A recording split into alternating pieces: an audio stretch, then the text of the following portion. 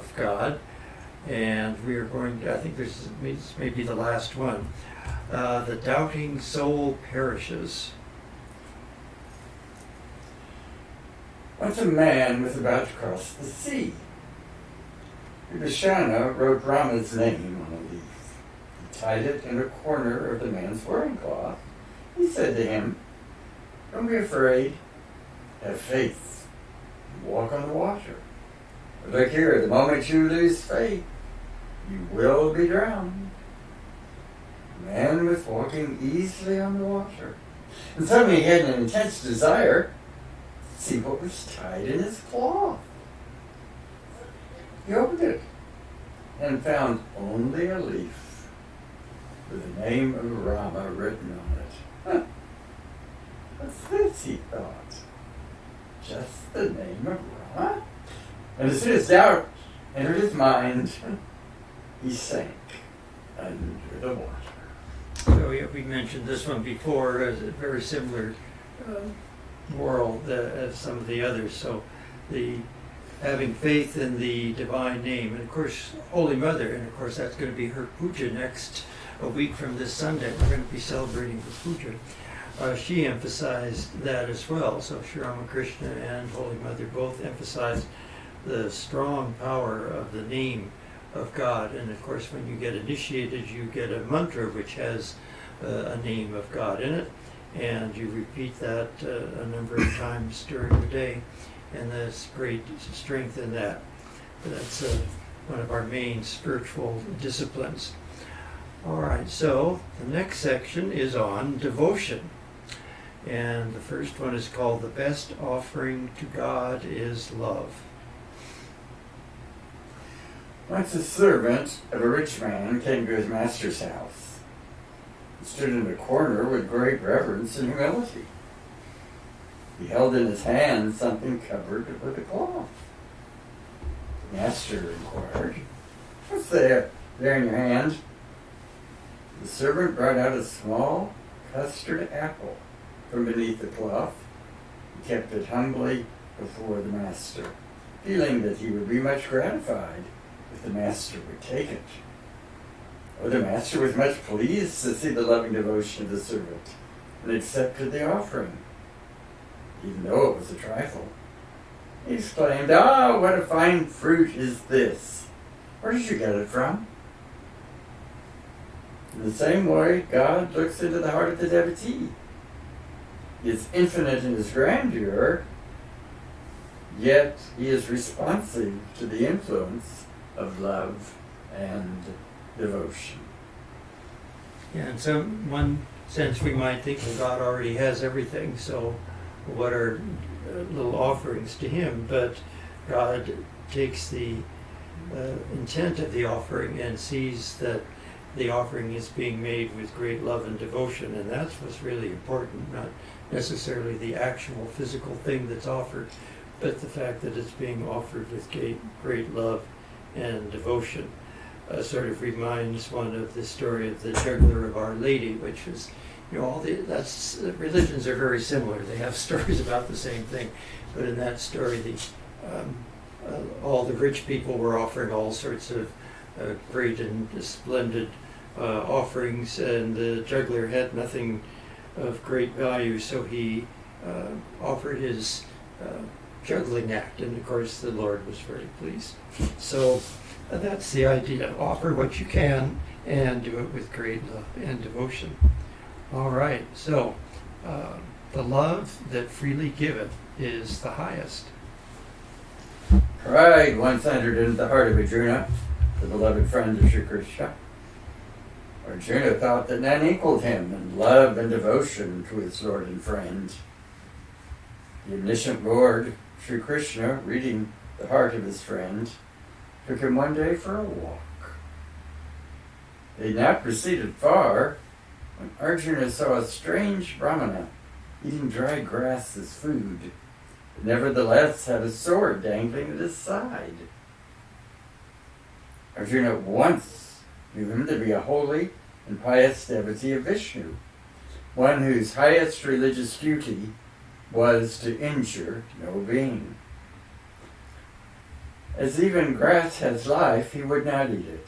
Green, but sustained his life by eating it dry and lifeless. Yet he carried a sword.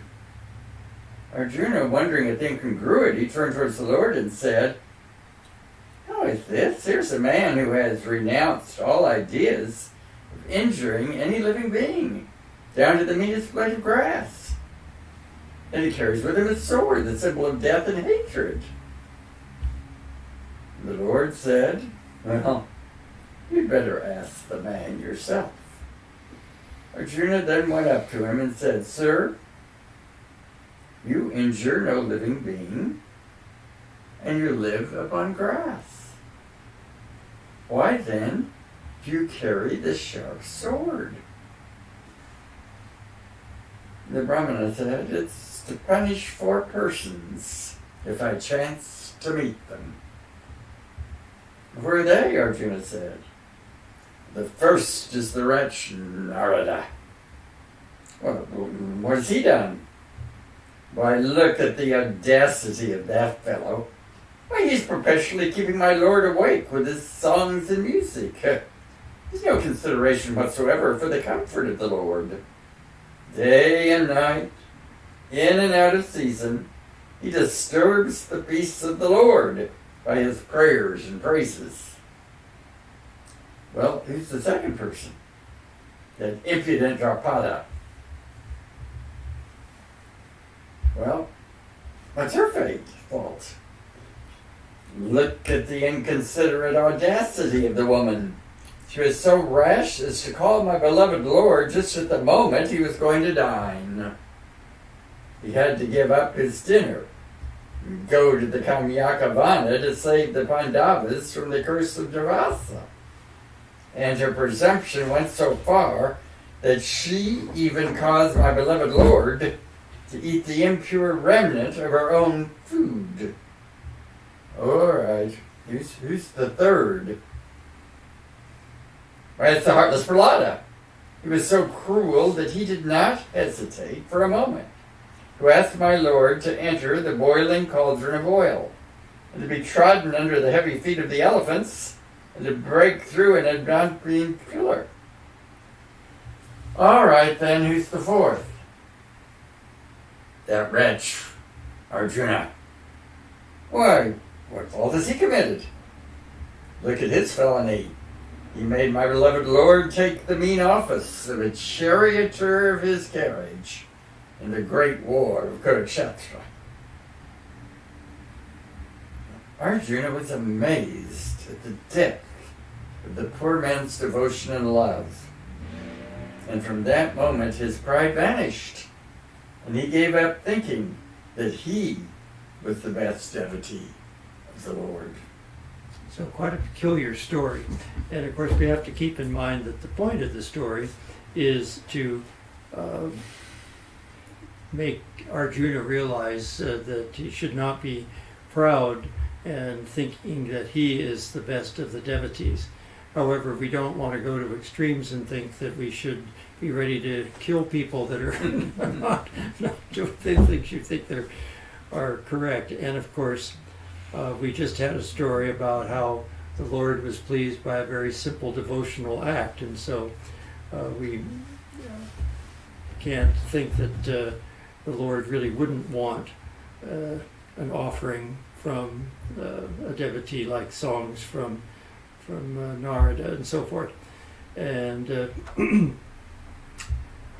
so all of these examples are really rather extreme, and they're not really meant to say that we shouldn't do these things. It's just that this particular peculiar Brahmana, for the sake of the story, was giving these examples, and really it shows examples of great devotion themselves. All of these people were showing great devotion, and so the whole idea is to not think that you're the best devotee. All right, now we've got the story about Ganesha and Kartikeya and the necklace. There are lots of versions of this that I've heard. This is a fairly straightforward one. This is called Who Wins the Prize. Kartika and Ganesha were seated near Bhagavati, who had a necklace of gems around her neck. The Divine Mother said to them, "I will present this necklace to him who is the first to go around the universe." Thereupon Kartika, without losing a moment, set out on the peacock, his carrier. But Ganesha, on the other hand, in a leisurely fashion, went around the Divine Mother and prostrated himself before her. He knew that she contained within herself the entire universe. The Divine Mother was pleased with him and put the necklace around his neck. Well, after a long while, Kartika returned, found his brother seated there, with the necklace on. Everything can be realized simply through love of God. If one is able to love God, one does not lack anything. Of course, many times this is Bhagavati is just another name for Durga, and so often you see that's the name of Durga. And sometimes it's Durga and Shiva sitting there discussing this idea to see who might win this prize and so forth.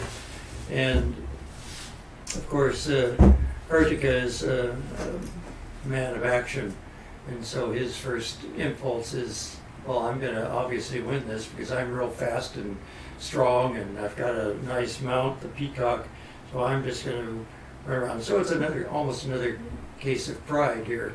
Kartika is very proud of his own strength and speed and so forth, and doesn't really stop to think. But Ganesha, kind of chubby and not particularly fast, and he's got a mouse for a mount, but he's very wise, and that's part of his symbolism, the great elephant head.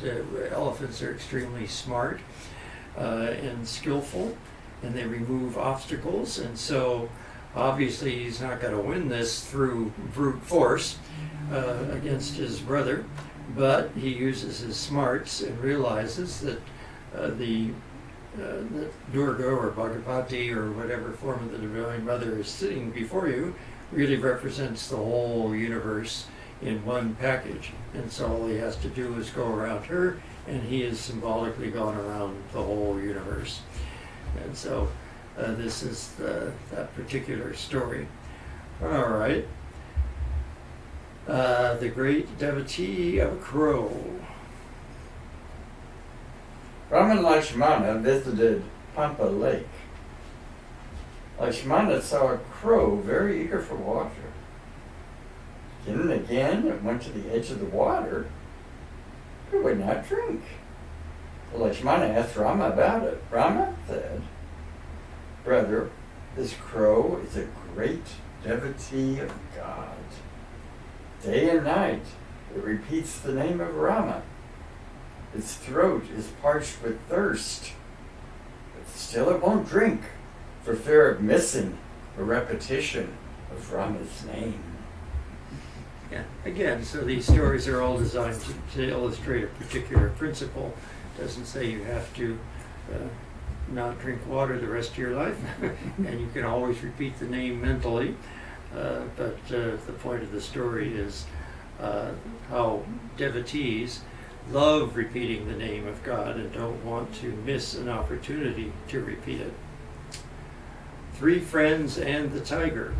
Yeah, sometimes it's the morals of these stories that they're described at the end seem a little bit inscrutable, but I checked this one out, and this is just the way it is in the gospel. Some of them you don't find in the gospel, some of them you find more abbreviated in the gospel or with some slight variation.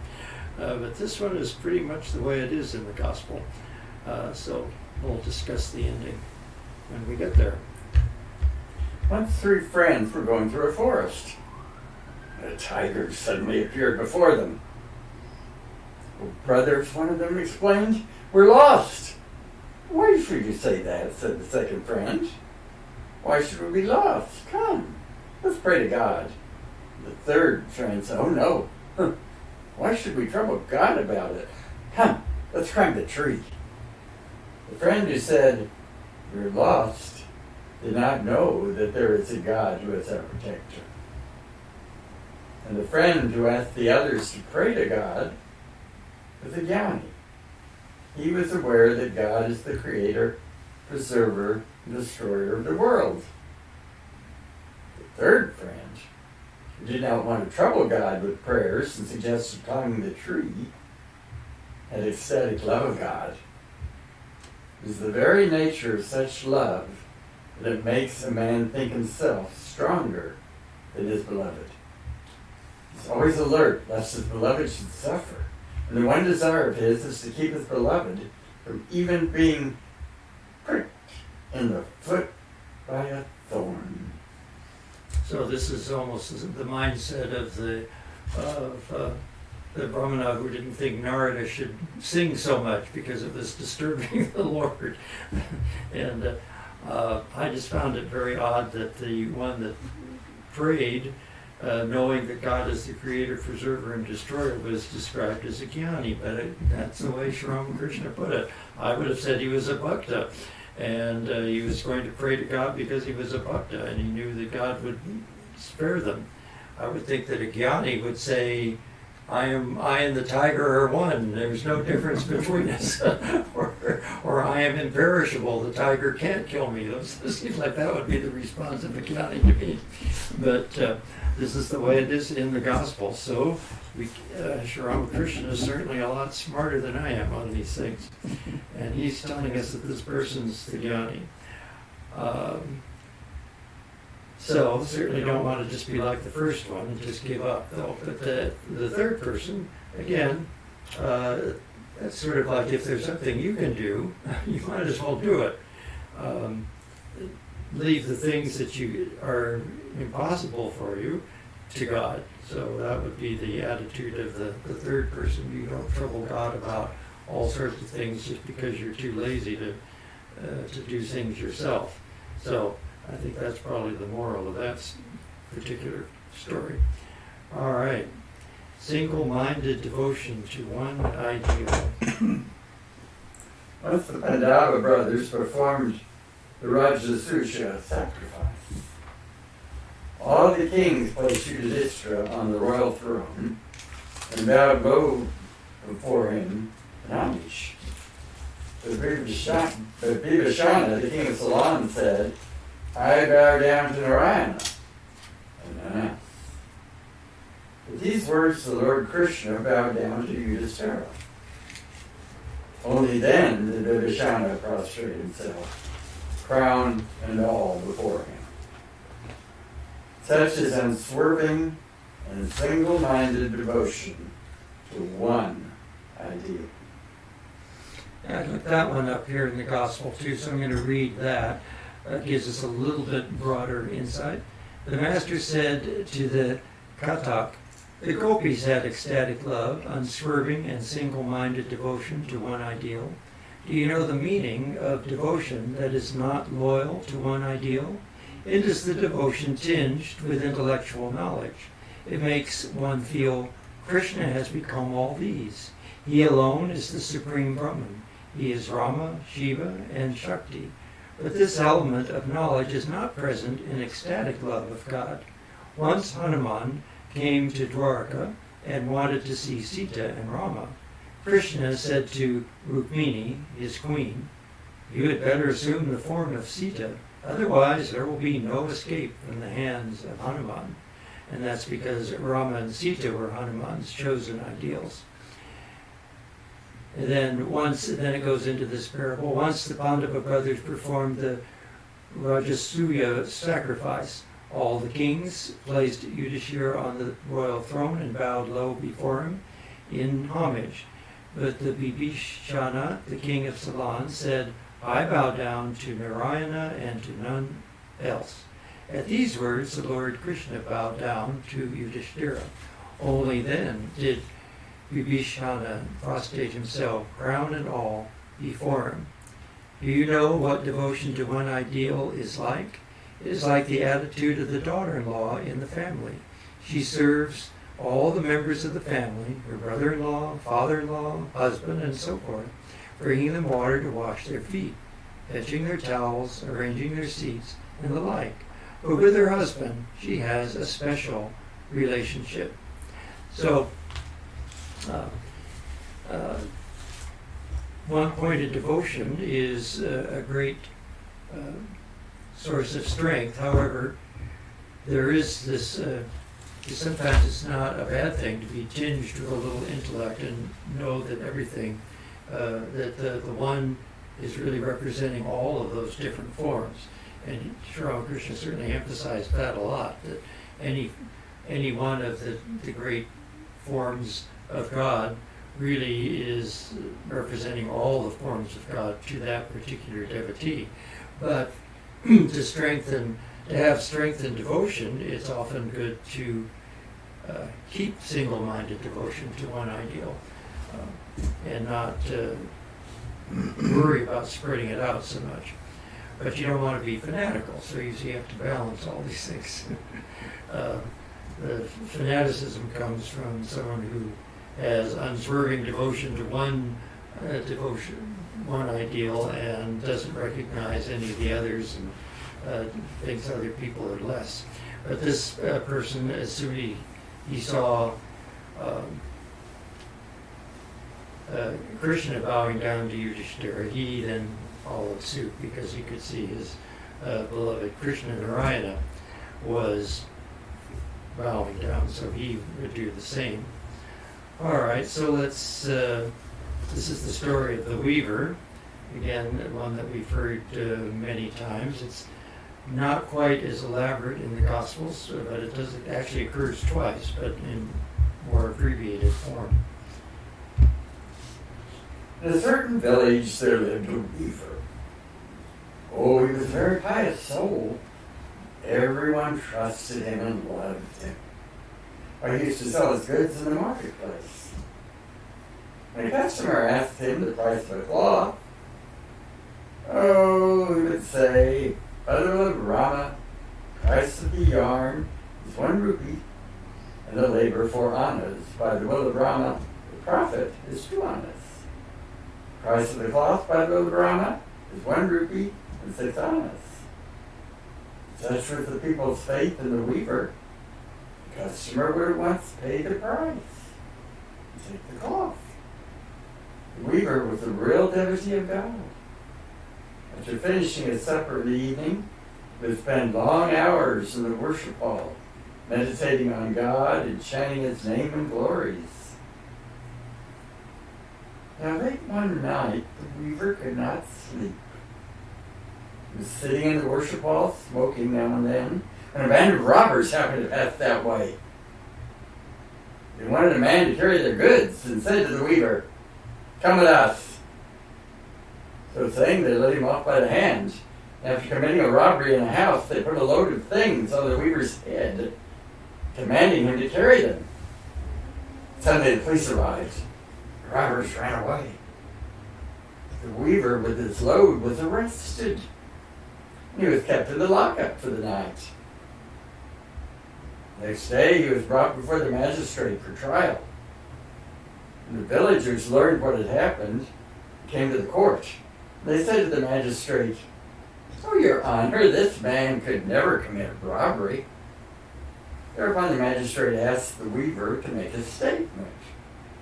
The weaver said, "Well, Your Honor, by the will of Rama, I finished my meal at night. Then, by the will of Rama, I was sitting in the worship hall. Oh, it was quite late at night by the will of Rama.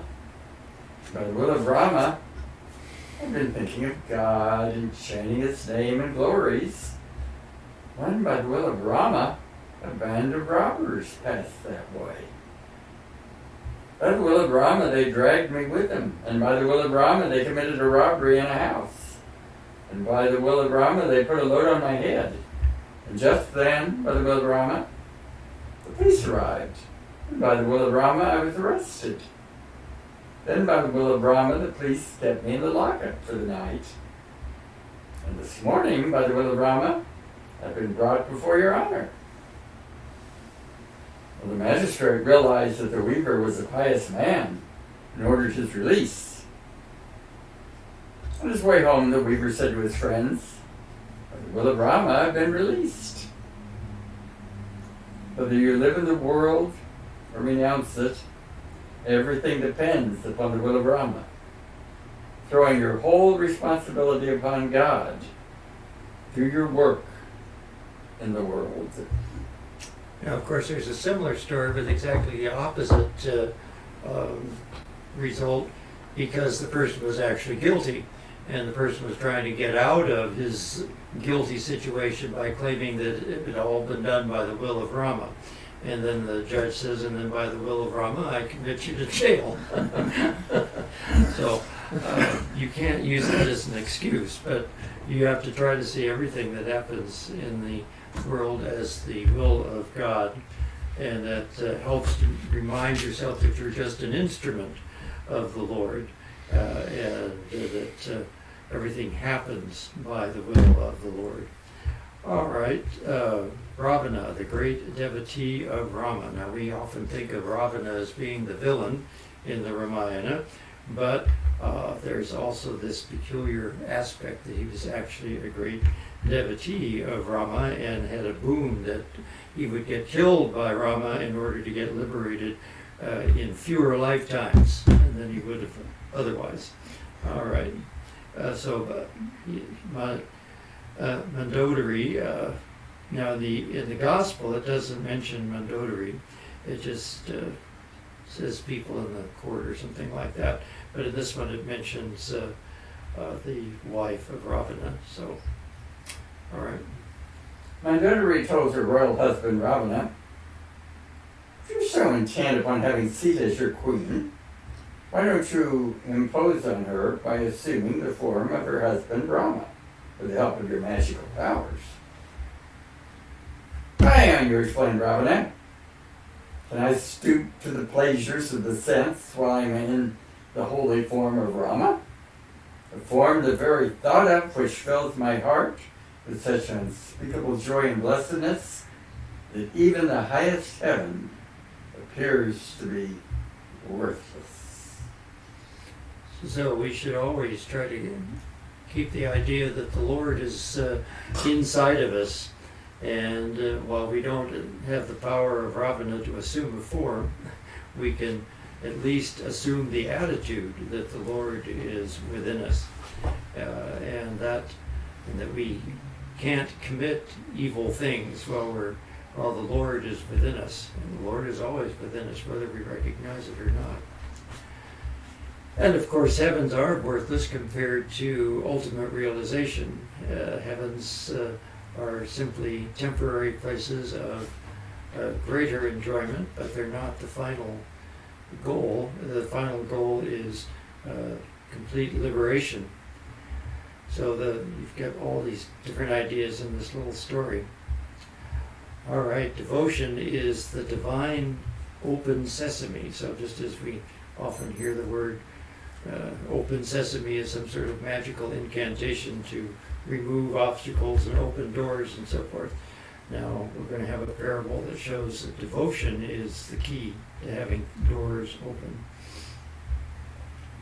Having received no news of her Gopala, as Krishna God incarnate, Yashoda once came to Radha and asked her if she had any news from him. That time Radha was in a deep trance, so did not hear Yashoda. Subsequently, when her trance was over, she saw Yashoda, the queen of Nanda, sitting before her. Bowing down to her at once, Radha asked Yashoda the reason of her visit. When Yashoda stated the reason, she said, "Mother, shut your eyes and meditate upon the form of Gopala, and you will be able to see him." As soon as Yashoda shut her eyes, Radha, who was herself the very essence of spiritual feelings, overwhelmed her with her power. And in that superconscious mood, Yashoda saw her Gopala. Then Yashoda asked this boon of Radha, "O mother, grant me that I may see my beloved Gopala whenever I close my eyes." Yeah, so here Radha, as the consort of Sri Krishna, represents the Divine Mother incarnate. And so as the Divine Mother incarnate, she has this power to bestow on Yashoda that she will be able to, that she can see the Gopala, the baby Krishna, whenever she chooses. And of course that's the goal in spiritual life, is to, through our devotion, come to the point where we can realize the vision of the Lord within ourselves. A devotee avoids what the world runs after. After the death of Ravana, his brother Vibhishana refused to be the king of Ceylon. He said, "O Rama, I've obtained you. What shall I do with kingship?" Rama said, "Vibhishana, be king for the sake of ignorance. For those who might ask what riches you have gained by serving me so much, be king to them and give them a lesson."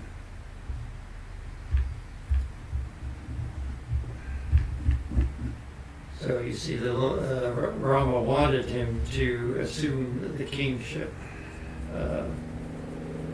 So he finally agreed to that. All right, let's go on and we can read the next one. It's a long one. This will probably be our last one. Glory unto Krishna. Once I went to a certain place with my Babu. Many pundits came forward to argue with me. To know that I'm a fool, the pundits saw that strange mood of mine. When the conversation was over, they said to me, "Sir, after hearing your words, all that we have studied before, our knowledge and scholarship, has proved to be mere spell. Now we realize that a man does not lack wisdom if he has the grace of God. The fool becomes wise and the mute eloquent. Therefore I say that a man does not become a scholar by the mere study of books. Yes, how true it is. How can a man who has the grace of God lack knowledge? Now look at me, I'm a fool. I do not know anything. Then who is it that utters these words? The reservoir of knowledge of God is inexhaustible. There are grain dealers at Ramakrishna, and selling paddy, one man weighs the grain on the scales. Another man pushes it to him from a heap. The duty of the second man to keep a constant supply of grain on the scales by pushing it from the big heap. The same with my words. No sooner are they about to run short than the Divine Mother sends a new supply from her inexhaustible storehouse of knowledge. You know I'm a fool, I know nothing. Then who is it that says all these things? The Divine Mother's glory. We're only her instruments. Once Radha, to prove her chastity, carried on her head a pitcher filled with water. The pitcher had 1,000 holes. Not a drop of water spilled. People began to praise her, saying, "Oh, such a chaste woman, the world will never see again." Then Radha said to them, "Why do you praise me? Say glory unto Krishna. Hare Krishna. I'm only his handmaid." All right, so the idea is it doesn't, of course, Ramakrishna is talking about the Divine Mother working through him, and Radha's talking about Krishna working through her. So, but it doesn't matter. It doesn't matter what form of God we're talking about. The message is the same. I thought I'd read a couple of these parables. The one I already did. That so you can see the similarities and differences. All right, so the one about the weaver is quite short. Sri Ramakrishna is saying, well, it's about I am the machine and God is the operator. I act as he makes me act. I speak as he makes me speak. It is like the cast-off leaf before a gale. Sometimes it is blown to a good place and sometimes into the gutter, according to the direction of the wind. As the weaver said in the story, the robbery was committed by the will of Rama. I was arrested by the police by the will of Rama. And again by the will of Rama, I was set free. So you can see it was a very well-known story, so well-known that Ramakrishna didn't have to repeat the whole thing, simply repeating the last few lines, and everybody knew which story he was referring to. All right, then the one about the three tigers was pretty much the same. And let's see,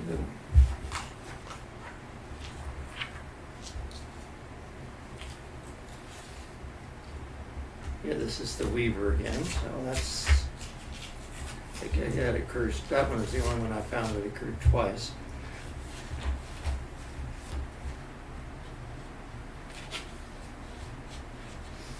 Yeah, and here's the one about Ravana, and here it just says, some friends said to Ravana, you have been assuming different forms for Sita.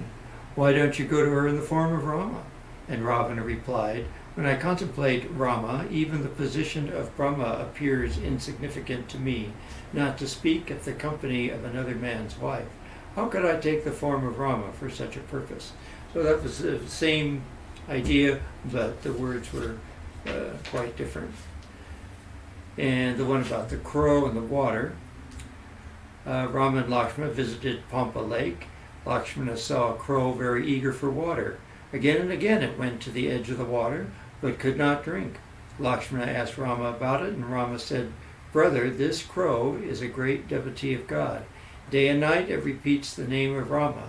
Its throat is parched with thirst, but still it won't drink for fear of missing a repetition of Rama's name.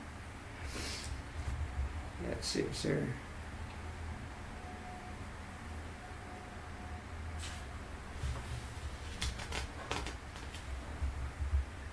Yeah, just before that he tells the one about the chatak bird. And it says, the chatak bird craves only rainwater. Even when it is dying of thirst, it turns its beak upward and wants only water from the sky. The Ganges, the Jamuna, and the 7 oceans are filled to the brim, but still it will not touch the water of the earth. So again, it's the idea that this particular bird is desiring only spiritual things, and just like the crow only wants to repeat the name of Rama. Those are the only ones of these that I found. The others I couldn't find. Well, we do have time for one more, that pure love for God. In the course of his pilgrimage through the southern parts of India, Sri Chaitanya Deva came across a certain devotee who was in tears, all the while a pundit was reading from the Gita. Now this devotee knew not even a single word of the Gita. And on being asked why he shed tears, he replied, well, it is indeed true that I do not know a word of the Gita. But all the while it was being read, I could not help seeing with my inner eye the beautiful form of my Lord Sri Krishna, seated before Arjuna in a chariot in the field of Kurukshetra, and giving out all those sublime thoughts embodied in the Gita. And this it was that filled my eyes with tears of joy and love. This man, who knew not letters, had the highest knowledge, for he had pure love for God and could realize him. And we had another story tonight indicating how just book learning really isn't the highest knowledge that we're seeking. It's the knowledge of God that we're seeking, and that comes from the love of God. So this is another example of that. I remember one senior Swami who said that after Nirvikalpa Samadhi, all of this just seems like blah, blah, blah. He said he was such a sweet soul and very spiritual. And so we have to continue to read scriptures and books and learn as much as we can to motivate ourselves. But we have to also realize that just accumulating a lot of book learning isn't the goal. And if that's not your style, if you don't have the temperament to learn a lot of things, and that's perfectly fine too. You don't have to worry that you're not a scholar, because that's not the most important thing. That's only one way to the end. But devotion is, and love for God are really the key factors in realizing God within. So again, a reminder that we have a midnight meditation, and then the next day, of course, is New Year's Day, which is often called the Kalpataru Day, and it was commemorating the day that Ramakrishna granted the wishes of many of his devotees. None of them were direct disciples. All of the direct disciples were busy in his service, working, cleaning the house and preparing meals and so forth at the Kasipur Garden House. But the Ramakrishna, in an ecstatic mood, went down and blessed many of the householder devotees that were down there with special visions of God. And so in commemoration of that, this is often called the Kalpataru Day, which means that Ramakrishna is like that wish-fulfilling tree. So taking refuge in Ramakrishna, you can think that you're under that wish-fulfilling tree, but be sure that your wishes are for the right things. You don't want to be like the couple that wished for noses and got their whole faces covered with noses. Hopefully you know that story. Well, I'll tell it anyway. They had 3 wishes, and so they didn't like their noses, so they wished that they didn't have these ugly noses, and they ended up with no noses on their face. And then in order to correct that, they said, please give us noses on our face. And then they ended up with all sorts of noses all over their face, nothing but noses. And in desperation, they realized that they're not very smart about making wishes, and so they wish to have their original noses put back. So don't treat the wish-fulfilling tree like that. You've got to have your wishes lined up. Make sure they're the right kind of wishes. And we don't often know what's the best thing for us. And so ultimately the best prayer is that the Lord's will be done, and that you simply pray for great devotion. And those are the things that are safe to pray for. Rather than saying praying for money, or praying for a job, or praying for a good spouse, or praying that somebody gets out of your life or somebody gets into your life. Sometimes those things don't turn out to be as good as you would like them to be. So the Lord knows best, just like the old sitcom Father Knows Best. The Lord knows best, and let Him decide what's the best for you, and pray that you can have unswerving devotion. All right, let's close with a chant. Om Purnamada Purnamidam Purnat Purnamudachyate Purnasya Purnamadaya Purnameva Vashishyate. Om Shanti Shanti Shanti. Filled with Brahman are the things we see. Filled with Brahman are the things we see not. From out of Brahman floweth all that is. From Brahman all, yet is it still the same. Oh, peace, peace.